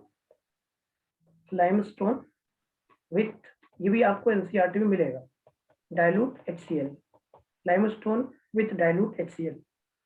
ये भी पता है आपको, जब कैल्शियम कार्बोनेट जो है वो HCl से रिएक्ट करेगा तो क्या बनाएगा, आपको पता है CaCl2 बनाएगा, और H2CO3 बनाएगा। H2CO3 हाईली डिकम्पोजेबल होता है, ये तुरंत टूट के CO2 और वाटर बना लेगा, ये आपको पता है। H2CO3 CO2 प्लस वाटर बना लेगा। तो डाइल्यूट HCl से भी आप लाइमस्टोन को से आप प्राप्त कर सकते हो। और भाई तीसरा आप कर सकते हो हीटिंग ऑफ लाइमस्टोन, लाइमस्टोन की हीटिंग से भी आप प्राप्त कर सकते हो इसको, नहीं, heating of sir limestone. Calcium carbonate को ही लाइमस्टोन कहते हैं? यस यस, कैल्शियम कार्बोनेट ही तो लाइमस्टोन होता है। क्विक लाइम CaO को बोलते हैं, हाँ लाइमस्टोन CO2। बोलते हैं। CaCO3 को हीट कर दो, ये तो आप बहुत बार पढ़े भी हो कि हाँ CO2 plus O2, CaO plus CO2, CO plus CO2। Lime plus carbon dioxide ना। एक स्लैक्ड लाइम होता है, स्लैक्ड लाइम CaOH ट्वाइस को बोलते हैं, और क्विक हाँ लाइम CaO को बोलते हैं, और CaCO3 को लाइमस्टोन बोलते हैं। CaCO3 को लाइमस्टोन बोलते हैं ना। Yes sir. तो ये याद करना है, तो ये तो याद करना भी चाहिए आपको। इसको क्विक लाइम बोलते हैं, क्योंकि कभी कभी क्या करता है ना, फॉर्मूला नहीं देगा, क्विक लाइम करके दे देगा। और CaOH ट्वाइस को स्लैक्ड लाइम बोलते हैं। और फिर इसको वाटर में डाल देंगे तो लाइम ऑफ वाटर बोल देंगे। ये लाइम ऑफ वाटर, फिर मिल्की वाटर, ऐसे चलता है। हाँ। जैसे जैसे वाटर मिलाओगे ना, वो वैसे वैसे क्लियर सॉल्यूशन आने लगता है उसका। बहुत ज्यादा वाटर मिला दोगे तो क्लियर सॉल्यूशन दिखाएगा, एकदम क्लियर दिखाएगा। White turbidity. टर्बिडिटी, ओके, वही बात है। तो कैल्शियम कार्बोनेट वाला समझ में आया। ये तो जी तीनों सर। रिएक्शन आपको पता है पहले से ही। देखो, आप ये तीनों रिएक्शन, हमको ऐसा नहीं होगा कि आपको याद करना पड़ेगा। कंप्लीट कंबशन से CO2 बनता है, ये पता है। डाइल्यूट HCl CaCO3 के साथ डालोगे तो CaCl2 प्लस H2CO3 बनता है, ये पता है आपको। तो इसका मतलब H2CO3 डिकम्पोज होकर क्या बनाएगा, CO2 प्लस वाटर। क्योंकि H2CO3 जो होता है ना, वो इजिली डिकम्पोजेबल होता है, और डिकम्पोज हो जाता है, इजिली डिकम्पोज हो जाता है ना। क्लियर है? जी सर। बोलो। तो यहाँ तक क्लियर हो गया। अब इसके बाद कुछ प्रॉपर्टीज पे डिस्कस कर लेते हैं बेटा। तो आसान है सब कुछ, थोड़ा थोड़ा जोड़ना पड़ेगा। ये कलरलेस होता है, ऑर्डरलेस गैस होता है ना। पहला प्रॉपर्टीज में आप ये पॉइंट जोड़िए, ये कलरलेस होता है, और क्या होता है, ऑर्डरलेस होता है, ऑर्डरलेस गैस, ये आपको पता ही है, कलरलेस ऑर्डरलेस गैस। दूसरा पॉइंट आता है, ये जो होता है एसिडिक ऑक्साइड होता है, ये पता है ना। ये कौन सा ऑक्साइड ऑक्साइड होगा, एसिडिक होगा, ये हमने पहले भी बता दिया अभी। इसके इलेक्ट्रो बाद नेगेटिव ज्यादा जो होता भी है। CO2 होता है, वो CO2 अपने +4 ऑक्सीडेशन स्टेट पे है, और वो स्टेबल है। तो ये नॉन रेडॉक्स रिएक्शन होता है, नॉन रेडॉक्स रिएक्शन होता है इसमें। नॉन रेडॉक्स रिएक्शन, यह ध्यान रखना, इसमें रेडॉक्स रिएक्शन कभी नहीं होता। CO2 कभी भी नॉन रेडॉक्स रिएक्शन ही शो करेगा। जब भी CO2 का रिएक्शन +4 पे है तो +4 पे ही रहेगा, मतलब वो +2 पे नहीं जाएगा, क्योंकि वो कोई भी स्टेबिलिटी से अनस्टेबिलिटी की तरफ नहीं जाता है, कोई स्टेबिलिटी से और स्टेबिलिटी की तरफ जाता है ना। ऐसा थोड़ी ना कि कोई भी रिएक्शन करा दोगे आप ऐसे ही। तो ये नॉन रेडॉक्स रिएक्शन शो करता है। इसके बाद इसका एक इंपॉर्टेंट आपको शायद पढ़ा होगा, फोटोसिंथेसिस, पढ़ा है क्या? हाँ सर, उसमें तो होता ही यस है। सर। ये फोटोसिंथेसिस में यूज होता है। और कैसे यूज होता है, जब कार्बन डाइऑक्साइड जो वाटर से मिलता है, कार्बन डाइऑक्साइड प्लस प्लांट वगैरह में इसको यूज करते हैं ना, कार्बन हाँ, डाइऑक्साइड प्लस वाटर लाइट के प्रेजेंस में ये ग्लूकोज बनाता ग्लूकोज है, बना इससे देता एनर्जी है। मिलती है, यस नहीं, सर। C6H12O6 बनाता है। ये फोटोसिंथेसिस होता है, इसको बोलते हैं। ये बायोलॉजी में पढ़ा होगा अपने, प्लांट में, हाँ हाँ। प्लांट वगैरह जब पढ़ाया गया होगा तो आपको फोटोसिंथेसिस का नाम पढ़ाया गया होगा। CO2 और वाटर लाइट के प्रेजेंस में क्या बनाता है, ग्लूकोज बनाता है। सर, हाँ बोलो। सर जो ऑटोमोबाइल्स होते हैं सर, ऑटोमोबाइल्स होते हैं, हाँ। ये सर जो पेट्रोल पंप होता है इन्हीं को कहते हैं ना? पेट्रोल पंप वाला क्या करते हैं? ऑटोमोबाइल जैसे पूछते हैं कि इन automobile which gas is used, तो उसमें आंसर हमेशा कार्बन मोनोऑक्साइड CO वाला होता है, क्या CO कहते वाला हैं? होता है, हाँ सही बात है। हाँ, तो ये कैसे सर, क्या होता है ये? क्योंकि CO वाला न्यूट्रल ऑक्साइड होता है ना, तो उतना फास्ट रिएक्ट तो करेगा नहीं। जितने भी ऑटोमोबाइल्स होते हैं उसमें CO गैस ही होता है, CO2 गैस नहीं होता है। तो कि CO2 गैस जो है ना, वाटर के साथ तुरंत रिएक्ट कर जाएगा ना, तो इस तरह से चीजें गड़बड़ हो जाएगी। CO2 अगर उसमें होगा, हाँ जैसे वो न्यूट्रल ऑक्साइड है ना, तो वो जल्दी रिएक्ट करेगा नहीं। कोई हाँ। भी एसिड बेस किसी से रिएक्टिव कम होता है CO, तो ज्यादा वो CO गैसेस ही रहता है उसमें। अगर CO2 गैस वाटर के संपर्क में आएगा, और वाटर तो है ही अपने पास, तो उससे आपका ये सर CO2 और CO में कौन ज्यादा रिएक्टिव होता है? CO2, CO कम रिएक्टिव होता है। लेकिन CO हाईली ज्यादा रिएक्टिव होता है। हाईली टॉक्सिक होता है CO हाईली ना तो सर? CO ही होता है, सही बात है। क्योंकि CO +2 पे है तो वो +4 में बनने की कोशिश करेगा तुरंत।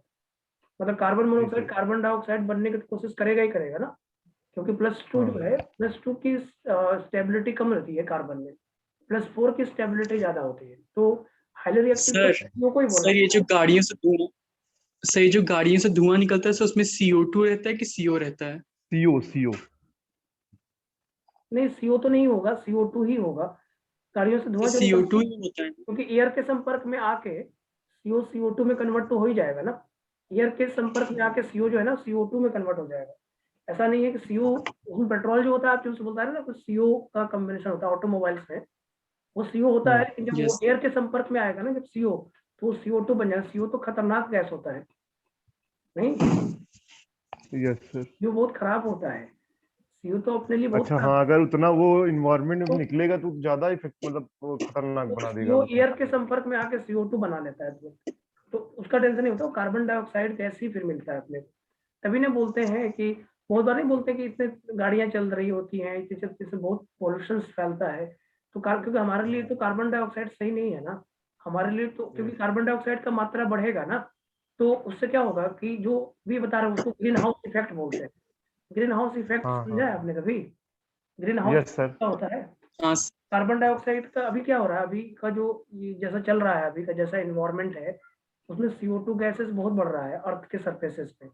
तो CO2 गैस बढ़ रहा है, तो जो सन होता है, सन अर्थ से टकराता है, अर्थ से टकराता है, लेकिन उसका जैसे क्या होता है, कोई भी चीज टकराने के बाद वो जाना भी तो चाहिए, वापस नहीं जाता है फिर। तो CO2 का जो लेयर होता है ना, उसको रोक देता है वहीं पे, जिसके कारण इसीलिए 60% पार्टिसिपेट करता है, क्या कहते हैं, ग्रीन हाउस में वो। यस, तो ग्रीन हाउस इसलिए तो खराब हो रहा है। अभी आप देख हाँ। रहे हो जितनी भी चीजें हैं, आप सर्दी के दिनों में बारिश हो जाता है, गर्मी के दिनों में बारिश हो जाता है, बिन मौसम कुछ भी उल्टा सा हो जाता है, तो उसका कारण है वो ग्रीन हाउस इफेक्ट, क्योंकि वो CO2 का एटमोस्फेयर में यस ज्यादा हो गया। अब CO2 एटमोस्फेयर में ज्यादा हो गया, तो अर्थ के पास तो सन आता है, लेकिन सन जो है वो अर्थ से वापस नहीं जा पाता है। इसी कारण ये जितने भी जो भी सर्कमस्टांसेस हो रहे हैं, जो भी इधर उधर हो रहा है, वो उसी CO2 के कारण हो रहा है। तो CO2 की मात्रा बढ़ रही है, और CO2 की मात्रा जैसे बढ़ेगा, ये इस तरह का पॉल्यूशन जो कहते हैं, वो आप चाहे जो भी अनवांटेड चीजें, जैसे कि मान लो जो चीजें नहीं होनी चाहिए, जो टाइम पे जिस चीज को होना चाहिए उस टाइम पे ना हो, वो पहले हो जा रहा है। जैसे बारिश कभी भी हो जाता है, सर्दियों के मौसम में भी बारिश हो जाती है, तो गर्मी के मौसम में उतनी गर्मी नहीं पड़ती है। बहुत सारा चीज जो मतलब आप कह सकते हो, तो इसको बोलते हैं ग्रीन हाउस इफेक्ट बोलते हैं। ग्रीन हाउस इफेक्ट का मतलब ये होता है कि जो अर्थ होता है, और अर्थ के एटमॉस्फेयर पे अगर आपके कार्बन डाइऑक्साइड का लेयर बढ़ता जाएगा, तो सन तो अर्थ पे आएगा, लेकिन अर्थ से वापस नहीं जाएगा। और इसी कारण जो होता है, ये इतना जो इन्वायरमेंट है वो खराब होता जा रहा है। इन्वायरमेंट क्यों खराब हो रहा है? CO2 के बढ़ने के कारण टेम्परेचर अर्थ का बढ़ जाएगा, क्योंकि सन वापस नहीं जाएगा, सन आएगा लेकिन वापस नहीं जाएगा। जब वापस नहीं जाएगा तो अर्थ का टेम्परेचर क्या होगा? बढ़ेगा। तो ये ग्रीन हाउस जो है ना अफेक्टेड हो रहा है। Green house is affected by carbon dioxide, amount of carbon dioxide increases ना, due to the amount of carbon dioxide increases. Okay, इसलिए बोलते हैं ना कि ठीक। गाड़ियां ज्यादा चलती हैं तो पॉल्यूशन होता है। तो अभी CNG गैस वगैरह आ गया, को शायद पता होगा, CNG गैसेस चलती है बहुत जगह। यस तो CNG हाँ, गैसेस उतना कंप्रेस नेचुरल गैस। पॉल्यूशन नहीं करता है। तो ये ग्रीन हाउस इफेक्ट के लिए भी आपके लिए आप लिख सकते हो, green house effect. Green house gas green house effect में क्या होता है कि जो अर्थ होता है, जैसे अर्थ ही है, मान लो अर्थ है, और उसके एटमॉस्फेयर पे क्या है, कार्बन डाइऑक्साइड का लेयर बढ़ रहा है। देखो ये कार्बन डाइऑक्साइड लेयर बढ़ रहा है, ये ऐसे बढ़ रहा है, मान लो ये CO2 लेयर बढ़ रहा है ना। अब CO2 बढ़ने से क्या होता है कि ये लाइट यहाँ से आती है इसके पास, अर्थ पे पहुंचती जरूर है, लेकिन अर्थ से वापस नहीं जाती है, ये वापस जाने नहीं देता है इसको। तो अर्थ, जब से अर्थ का टेम्परेचर क्या होगा, ये जा नहीं रहा है, बाहर नहीं जाएगा, इसको जाने ही नहीं देगा। बढ़ेगा।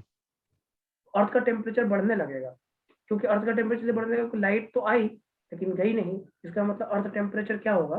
Due to increase in carbon dioxide in atmosphere, due to increase in, ऐसे लिखिएगा, due to increase in carbon dioxide in atmosphere, इसको ऐसे लिखिएगा, due to increase in carbon dioxide in atmosphere, atmosphere, the temperature of earth increases, the temperature of earth increases, earth and temperature of earth increase. इसलिए green house जो है वो इतना affected भी है। टेम्परेचर ऑफ अर्थ क्या हो रहा है, इंक्रीज हो रहा है। अर्थ का टेम्परेचर बढ़ जा रहा है, अब देखते हो 50 तक टेम्परेचर चला जाता है। कारण यही सब है, कार्बन डाइऑक्साइड का एटमॉस्फेयर में बहुत बढ़ना। जैसे अभी थोड़ा टेम्परेचर इधर क्यों कम हो गया, कोरोना के चक्कर में कम हो गया है। कोरोना ने थोड़ा सा अर्थ को बैलेंस किया है, अगर आप देखो तो। बहुत, जैसे बहुत सारी कंपनीज बंद हो गई है, बहुत सारी कंपनीज बंद हो गई हैं, तो जितनी फैक्ट्रीज हैं, उस फैक्ट्रीज में क्या हो रहा है, जो पॉल्यूशन जितने निकलते थे वो थोड़ा कम हो गए हैं। तो अभी थोड़ा सा फायदा मिला है, मतलब कोरोना के समय में थोड़ा सा अर्थ का इन्वायरमेंट ठीक हुआ है। अब देखिए थोड़ा टेम्परेचर अभी भी टेम्परेचर है, लेकिन थोड़ा कम हुआ है। जैसे अभी 50 डिग्री सेल्सियस तक, 40, 45, 48, 49 तक टेम्परेचर जाता था, जो कि अब थोड़ा घट के वो 40 तक जा रहा है, 35 तक जा रहा है, 38 तक जा रहा है, ऐसे जा रहा है। तो थोड़ा सा कम हुआ है, क्योंकि पॉल्यूशन घटे हैं, और पॉल्यूशन इस बीच में ज्यादा घटे हैं। पॉल्यूशन के घटने के कारण ये जो है ना, थोड़ा सा अभी बैलेंस्ड हुआ है। अभी भी ऐसे तो चल ही रहा है अलग सा, लेकिन थोड़ा बैलेंस्ड हुआ है, क्योंकि कार्बन डाइऑक्साइड की जो जितनी ज्यादा जितना ज्यादा बढ़ रहा था, उससे थोड़ा वो कम हो गया है। क्यों कम हो गया है, गाड़ियां कम चल रही हैं, लोग कम बाहर निकल रहे हैं, भीड़ कम हो रहा है, बहुत सारी चीजें जिसके कारण थोड़ा कम हो। लेकिन 1-2 साल में तो बहुत कम नहीं हो सकता है। इसके लिए ऐसे ही चीजें लगभग लगातार चलती रहेगी, तो धीरे धीरे जाकर आपका जो बैलेंस है वो बैलेंस हो पाएगा। इन्वायरमेंट बैलेंस इतना जल्दी तो नहीं हो जाएगा, ये नहीं कि 1-2 दिन बंद कर देने से सब कुछ बैलेंस हो जाए, ऐसा तो होना नहीं है। तो उसके लिए एक टाइम ड्यूरेशन बहुत लंबा चाहिए। टाइम ड्यूरेशन एक लंबा होगा तो धीरे धीरे चीजें बैलेंस हो जाए, लेकिन वो हो नहीं सकेगा। फिर से चीजें सब चालू होगी, फिर से वही सब कुछ होने लगे, तो ये बैलेंस कभी नहीं हो सकता। कार्बन डाइऑक्साइड बढ़ता जाएगा, और धीरे धीरे जो चीजें हो रही है वो एक टाइम पे नहीं होगा। कभी किसी टाइम पे ठंडी पड़ सकती है, किसी टाइम पे बहुत ज्यादा गर्मी पड़ सकती है, कभी किसी समय में बारिश हो सकता है। तो ये सभी चीजें होती रहेगी, क्योंकि चीजें जब बढ़ेगी, टेम्परेचर धरती की बहुत बढ़ेगी, तो पानी होगा, बहुत बढ़ेगी तो बारिश ही होना चाहिए। वो वाली चीजें यहाँ यस पे सर। एक्स्ट्रा आ जाएगी। समझ गए सर, इसको समझ गए। तो ग्रीन हाउस इफेक्ट तो का जैसे इस वक्त बारिश हो रही है जेठ में। हाँ, तो ग्रीन हाउस इफेक्ट जो है, सीधा सीधा एक छोटा सा चीज, अब इतना थोड़ी आपसे पूछेगा, इतना एलिबोरेट नहीं करने के लिए पूछेगा। आपसे बस ये पूछेगा ग्रीन हाउस इफेक्ट किसके कारण हो रहा है, तो आप बोलिएगा कार्बन डाइऑक्साइड के कारण हो रहा है, बस इतना ही पूछेगा, और आपसे कुछ नहीं पूछेगा। और इसमें कोई क्वेश्चन नहीं बनता है, क्योंकि सीधे सीधे पूछता है। और फोटोसिंथेसिस, क्योंकि ये बायो का भी टर्म है, तो ये तो आपने बहुत पढ़ा होगा। ये तो मुझे लगता है कि आपने ग्लूकोज बनाने की प्रक्रिया और फोटोसिंथेसिस को तो काफी लंबे तरीके से पढ़ा होगा। तो केमिस्ट्री में तो हमारा बस एक लाइन से मैंने आपको बताया, और मुझे लगता है कि बायोलॉजी में तो फोटोसिंथेसिस तो मुझे लगता है कि कम से कम 3-4 लेक्चर का होता होगा, शायद, मुझे ऐसा लगता है। प्लांट अरे सर, एक हफ्ते का होता है, एक हफ्ता। एक हफ्ते का यस होता है। सर। तो बायो वाले बच्चों को फोटोसिंथेसिस में तो ऐसे कोई दिक्कत नहीं होगा। तो चलो, ये तो कार्बन डाइऑक्साइड की कहानी हो गई। कार्बन डाइऑक्साइड जो होता है, वो मैंने जैसे बताया आपको, कार्बन डाइऑक्साइड कभी भी नॉन रेडॉक्स रिएक्शन हो गए, तो इससे बहुत पकड़ में आ जाएगा क्वेश्चन। कभी भी कोई भी कार्बन डाइऑक्साइड का रिएक्शन देगा आपको, मान लो दे दिया, ऐसे तो देगा नहीं, लेकिन दे दिया मान लो, तो उसमें कार्बन +4 है, तो आगे वाले जो प्रोडक्ट भी बनेंगे ना, वो +4 वाले ही बनेंगे, बस इतना ध्यान रखना। तो +4 वाला +4 ही प्रोडक्ट देगा। तो ज्यादातर reaction yes acid base reaction करवा सकता है, जैसे कार्बन डाइऑक्साइड को NaOH के साथ रिएक्शन करवा सकता है, यही ना करेगा। तो कार्बन डाइऑक्साइड H2CO3 होता है, H2CO3 के फॉर्म में रहता है। ओके, H2CO3 एसिड फॉर्म में क्या है, कार्बन डाइऑक्साइड का एसिडिक फॉर्म क्या है, H2CO3 है, ठीक है ना, हाँ सर। एसिडिक एसिड बोलते हैं। ओके, तो ये बन जाएगा आपका, ठीक है, बन जाएगा ना, बन जाएगा। हाँ सर। चलो आगे बढ़ते हैं। तो ये हो गया। अब नेक्स्ट चलते हैं, सिलिकॉन्स की बात करते हैं। सिलिकेट्स पहले बात करेंगे, मतलब सिलिकॉन पे चलते हैं। Compound yes of sir. Silicon के कंपाउंड में सिलिकेट्स आएगा पहले। एनसीईआरटी में सिलिकेट्स लास्ट में दिया है, पहले सिलिकॉन्स पढ़ाया उन्होंने, फिर सिलिकेट्स पढ़ाया है। पहले हम सिलिकेट्स पढ़ा देते हैं आपको, फिर सिलिकॉन्स पढ़ा देंगे, फिर एल्यूमिनो सिलिकेट्स पढ़ा देंगे, तो ये हो जाए जियोलाइट्स वगैरह सब आ जाएंगे यहाँ पे, तो फिर खत्म हो फेल्डस्पार। जाएगा। ठीक है ना, तो फिर चलते हैं। कंपाउंड ऑफ सिलिकॉन का हेडिंग दीजिए आप, compound of silicon. Next heading पे आइए आप, कंपाउंड ऑफ सिलिकॉन।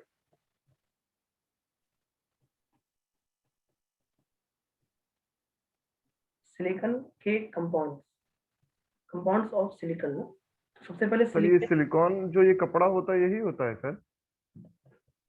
आप कह सकते हो वैसे, जो सिलिकॉन्स वगैरह होता है ना, वो कपड़ों को भी आप बोल सकते हो।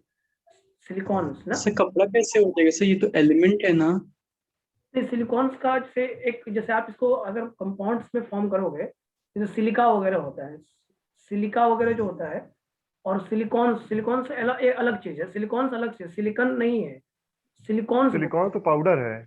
हाँ, तो सिलिकॉन्स जो है वो तुम्हारा फॉर्मूला अलग होता है, उसका सिलेन से बनता है वो। जैसे सिलेन जो होता है उसमें जब वाटर का रिएक्शन करवाया जाता है, और सिलेन जो होता है उसके बेसिस पे उसमें पहले उसको सिलेन से वाटर का रिएक्शन करके उसके बाद उसको पॉलीमराइजेशन किया जाता है, तब सिलिकॉन्स बनता है। सिलिकॉन्स का अलग फॉर्मूला है, ठीक है। अब इसका यूजेस देख लेना, क्या है यूजेस और कहाँ यूज होता है, ये तो आपको देख लेना पड़ेगा, लेकिन उतनी जरूरत भी नहीं अपने को, सिलिकॉन्स का यूजेस देख लेना, ठीक है। चलो सिलिकेट्स की बात करते हैं। सिलिकेट्स में क्या होता है, सिलिकेट्स में देखो ज्यादा चीजें तो हम बात नहीं करेंगे, क्योंकि सिलिकेट्स का जो क्वेश्चन आता है वो सिंपल ही होता है। जो स्मॉलेस्ट यूनिट ऑफ सिलिकेट्स होता है उसको बोलते हैं ortho silicate. The smallest unit of silicate जो होता है, the smallest unit, the smallest unit जो होता है सिलिकेट्स का क्या होता है, SiO4 4 माइनस। हाँ, the smallest unit of silicate is SiO4 4 minus. देखो मैं इसको ट्रिक से पढ़ा दूंगा आपको, सिर्फ ट्रिक से पढ़ाएंगे क्योंकि आपको जितनी जरूरत है उतना से काम हो जाएगा। इसको बोलते हैं ऑर्थो सिलिकेट, इसको क्या बोलते हैं, ऑर्थो सिलिकेट्स, ओके। इसको बोलते हैं जी ऑर्थो सर। सिलिकेट। आपको फॉर्मूला याद करने का सब ट्रिक बता देंगे हम, जिससे कि आपका काम हो जाएगा, उससे ज्यादा आपको जरूरत नहीं पड़ेगा। इसका स्ट्रक्चर अगर मैं बात करूंगा तो ये silicon, oxygen minus, oxygen minus, oxygen minus और ऑक्सीजन माइनस, ये 3D में स्ट्रक्चर होता है इसका, क्योंकि टेट्राहेड्रल ज्योमेट्री है तो 3D होगा ही होगा। तो इसके स्ट्रक्चर को ऐसे बनाया जाता है 2D में। 2D में रिप्रेजेंट करने के लिए सिलिकॉन को डॉट से दिखाया जाता है, और ऑक्सीजन को इसके अंदर आप दिखा सकते हो, अंदर की तरफ, और कुछ ऐसे दिखाकर आप इसको 2D में रिप्रेजेंट कर सकते हो। 2D में रिप्रेजेंट करने का तरीका ये होता है इसका, 2D में रिप्रेजेंट करने का तरीका ये होता है, ये 2D में रिप्रेजेंटेशन है इसका। ये जो डॉट है ना वो सिलिकॉन को डिनोट करता है, और यहाँ पे आपका माइनस चार्ज, भाई माइनस लगा दीजिए, माइनस माइनस माइनस और माइनस। तो जो डॉट है वो आपका सिलिकॉन है, डॉट जो है वो सिलिकॉन होता है। और जो ये गोला दिख रहा है ना, इसको ऑक्सीजन नाम देते हैं, ऑक्सीजन और सिलिकॉन। हाँ बेटा,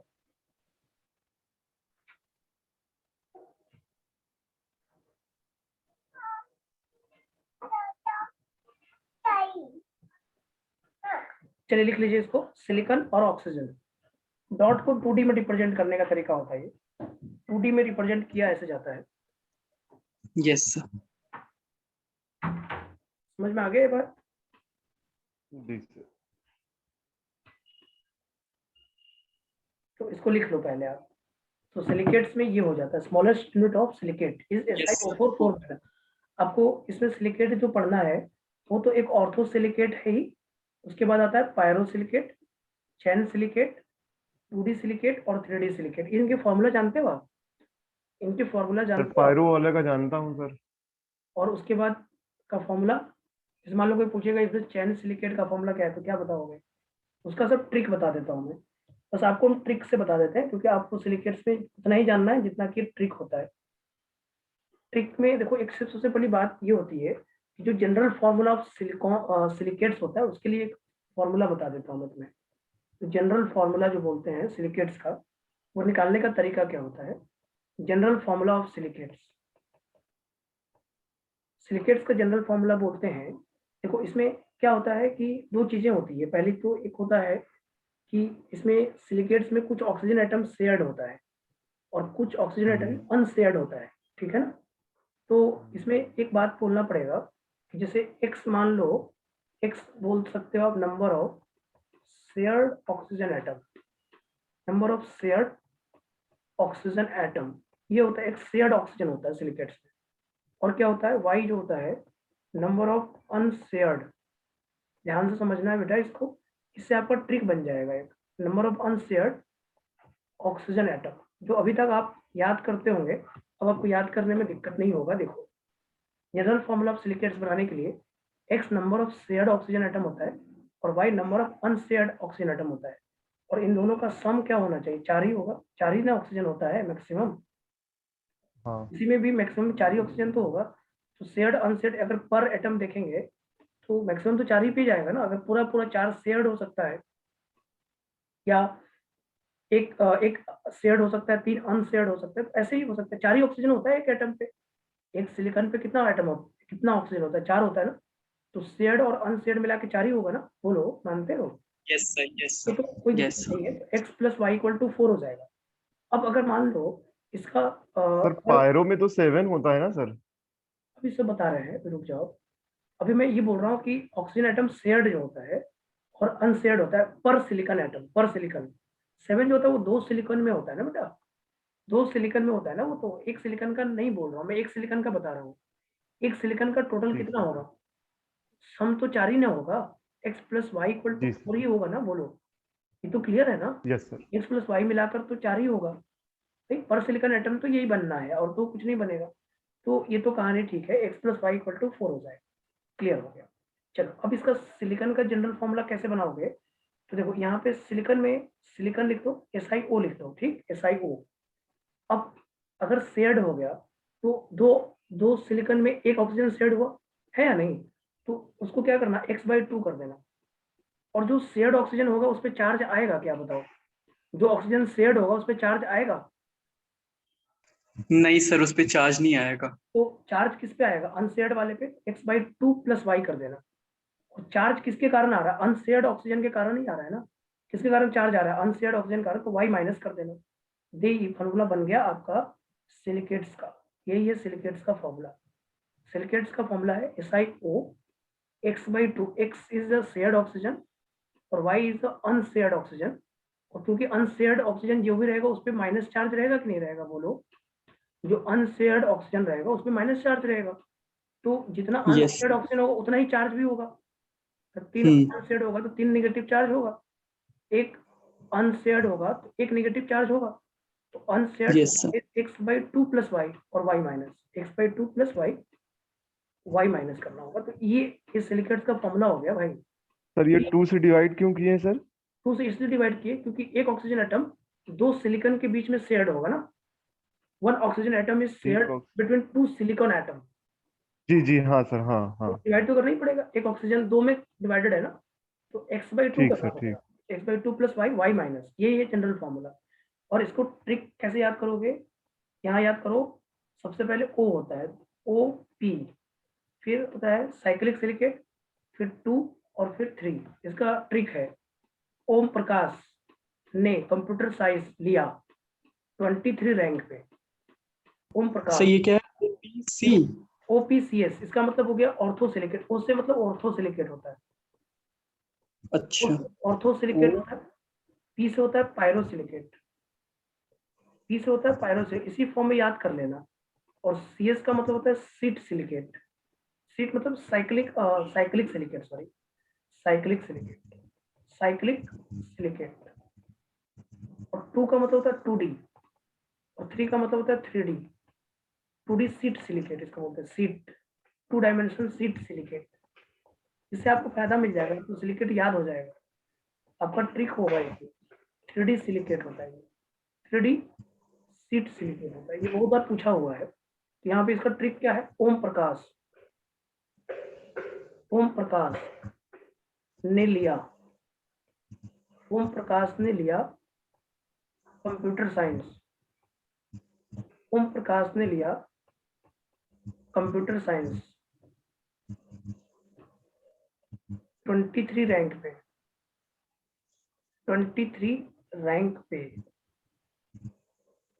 अब तुम्हें याद रहेगा ये, इसी से कैसे याद कर लो। ओम प्रकाश ने लिया कंप्यूटर साइंस 23 रैंक पे। अब इसमें देखो, ऑक्सीजन एटम शेयर्ड जो होता है ऑर्थो सिलिकेट में 0। ऑक्सीजन एटम कितना शेयर्ड होगा? ऑक्सीजन एटम कितना हाँ, शेयर्ड होगा? कहाँ से? ये अब मुझे उनके बारे से आराम नहीं मिल रहा, तो उन्हीं के बारे से। बल्कि पार्क यहाँ से कह देना, पीठ पे ऑर्थो दर्द का अरे दवाई यार, दे। म्यूट करके बोलो। ऑक्सीजन एटम कितना शेयर्ड होगा ऑर्थो सिलिकेट में, बताओ? ऑर्थोसिलिकेट में ऑक्सीजन एटम कितना शेयर्ड होगा? 4 शेयर्ड कहाँ 4 होगा? 0 ना, शेयर्ड थोड़ी होगा, वो अनशेयर्ड होगा वो 4। तो ऑर्थोसिलिकेट में शेयर्ड, शेयर्ड का मतलब क्या होता है? उस दूसरे सिलिकॉन में शेयर कहाँ होगा? ऑर्थोसिलिकेट में फॉर्मूला क्या है? SiO4 4 minus. तो हाँ ऑर्थोसिलिकेट में कोई भी ऑक्सीजन एटम शेयर्ड है, इसको याद कर लो। ऑक्सीजन एटम शेयर्ड 0, पायरो में 1, साइक्लिक में 2, फिर 3 और इसमें 4। तो 0 1 2 3 4 और अनशेयर्ड उल्टा हो ठीक जाएगा। सर। टोटल तो सम 4 ही ना होना है भाई।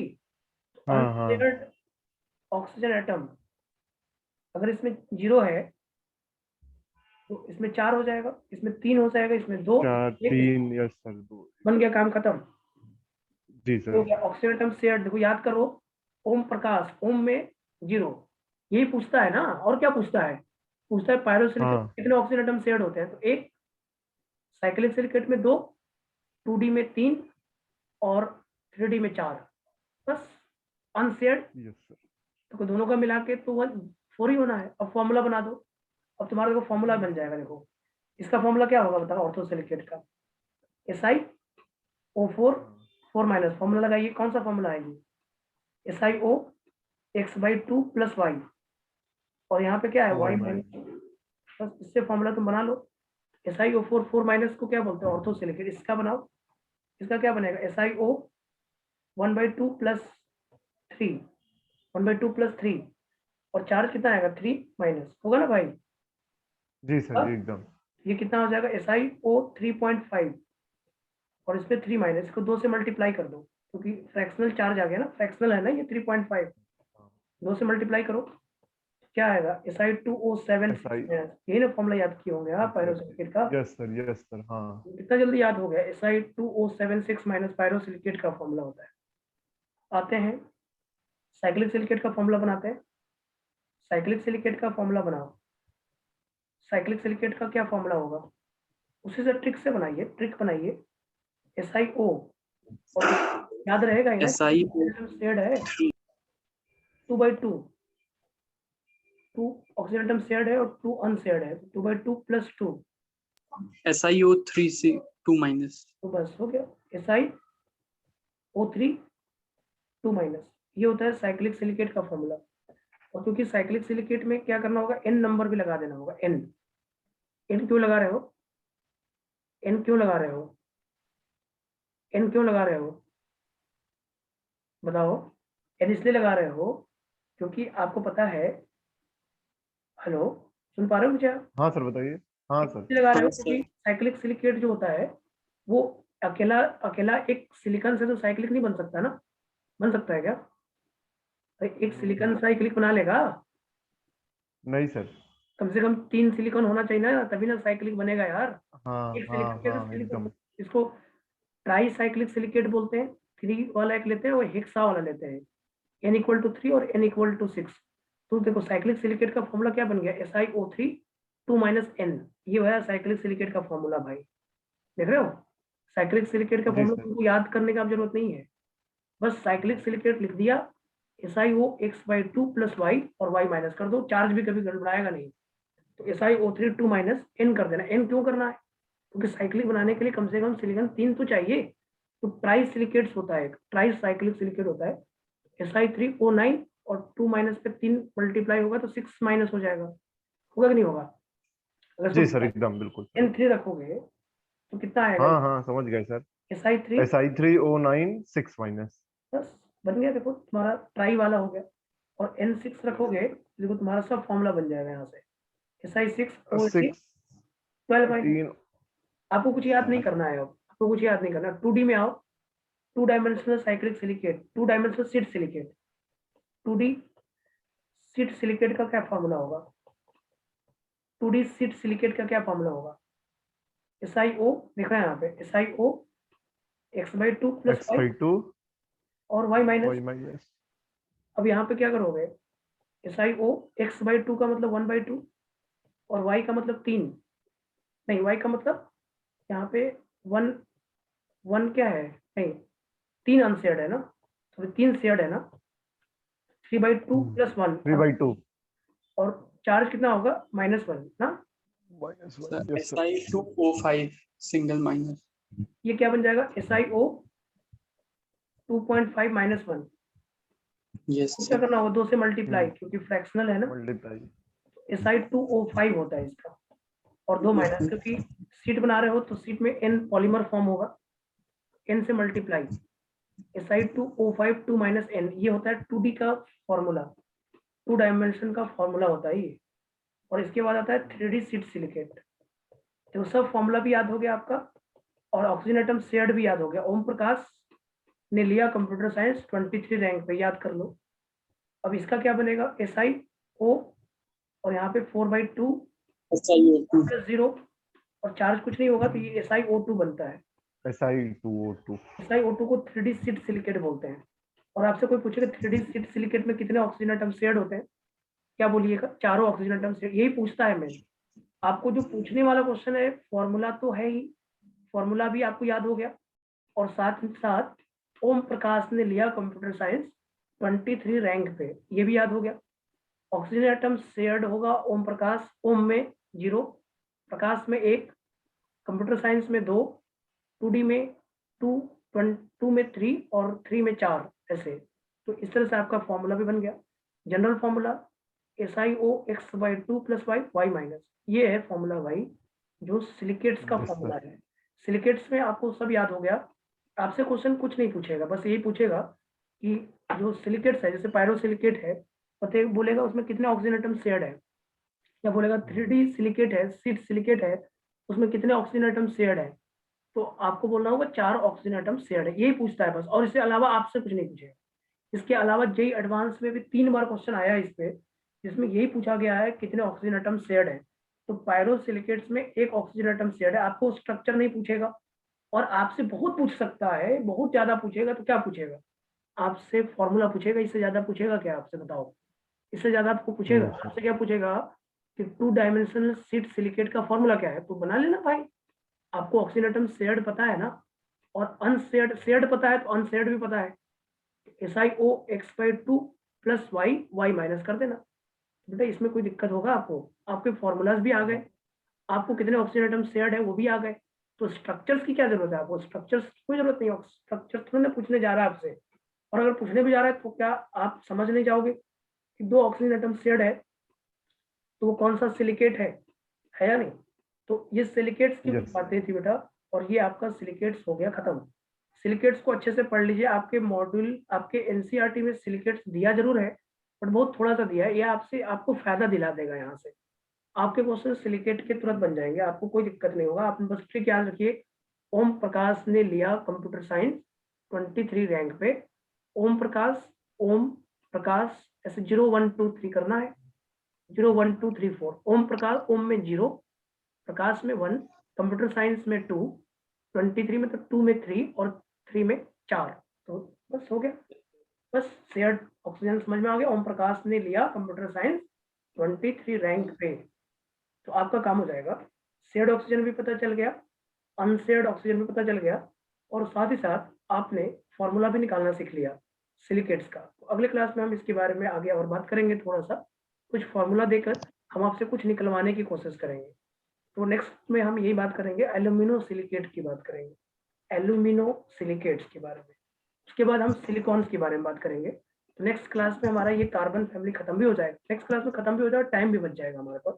तो नेक्स्ट क्लास में हम सिलिकेट्स से पहले तक डिस्कस कर लेंगे, सिलिकेट्स और सिलिकॉन्स और एल्यूमिनो सिलिकेट्स और जियोलाइट्स, इसके पहले तक हम डिस्कस कर लेंगे। एनसीईआरटी रीड कर सकते हो आप, एनसीईआरटी रीड कर लो, एनसीईआरटी में पूरा पॉइंट मिल जाएगा आपको, लगभग वो कार्बन फैमिली क्लियर हो जाएगा, दिक्कत नहीं होना चाहिए मेरे हिसाब से। ट्रिक बहुत बताया गया है, आप एक बार देखिए जरूर, फिर समझ में आ जाएगा बेटा आपको। ओके, फिर मिलते हैं हम नेक्स्ट क्लास में आपसे। Thank you, sir. Thank you, sir. Thank you sir. Thank you, sir. Thank you, sir.